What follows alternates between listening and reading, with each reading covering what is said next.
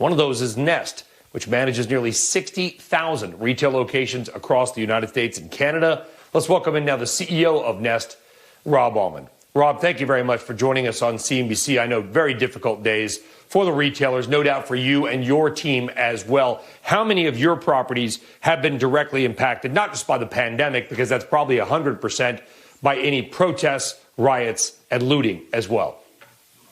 Yep. Good morning, Brian. Thank you for having me. Pandemic-wise, roughly 90% of our clients shut their doors about 6 weeks ago, and they're starting to reopen.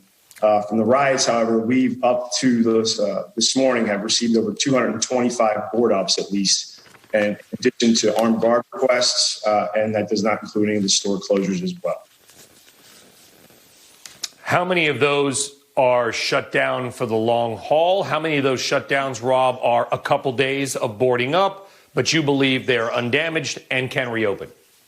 No, so that's the answer we don't have, right? When's the next riot going to happen? How long is this going to take place? We've seen everything from board ups being taken down a day after the riots and the looting takes place and they can reopen. And we've seen locations at a total loss, including being burned down to the ground.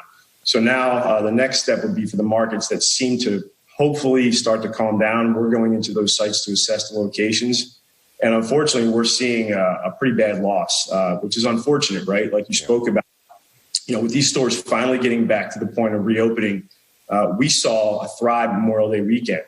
All of our customers that we spoke to said they saw sales increases that they had never imagined, especially compared to last year, which was very exciting for us. And then unfortunately, just a couple days later, we were forced to shut these stores down either by boarding them up or just shutting them down in general so that the employees could be safe. But that is a fascinating perspective, Rob, because this whole debate, as you know, is what kind of recovery, even in the short term, are we going to see? And there have been some positive data points. We've tried to show many of them on this show, and people have said you're Pollyannas, things were doomed for a long time. Sounds like before some of these lockdowns, because of the protests and riots, you actually were showing indications of very strong pent-up consumer demand.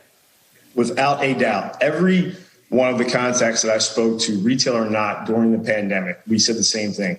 No one was spending anything. There was no way to spend anything except on essentials. So we had money to spend, and I think it's pretty evident. People like to shop, and there has to be consumer confidence, no doubt about it. And that's what the retailers have been working on diligently while they have been shut down. Everything from making sure that the sneeze guards are in place, social distancing is there. And I'll be honest with you, even a partner like Party City, who's one of our customers, it's all about being innovative. What they've done is they've opened about 500 stores so far, and the remainder are curbside, but also delivery. So if you don't feel comfortable even driving to the site, they'll deliver their goods. And I think that's the kind of stuff that's going to get retail to hopefully rebound a lot quicker than we would. And by the way, if you don't feel comfortable walking in the store, they'll even deliver for a store that's open. So again, there's multiple channels here that will help get back up and running. Well, that's some good news before all this happened. Rob, I guess the question you probably don't know the answer to, but I'm going to ask it anyway, my friend, is that people have to feel safe.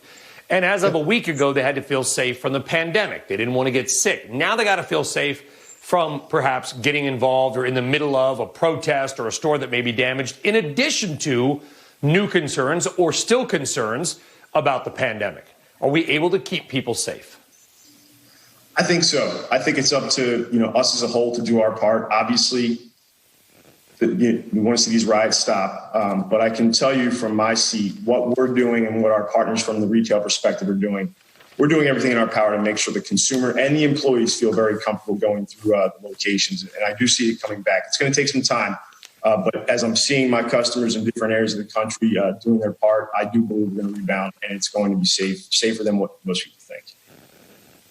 All right, Rob Almond, CEO of Nest. Rob, you gave us a little bit of a glimmer of some good economic news. Obviously, we hope that continues down the road. Best to you and your team. Thank you very much, Rob. See you back on CNBC again. Take care.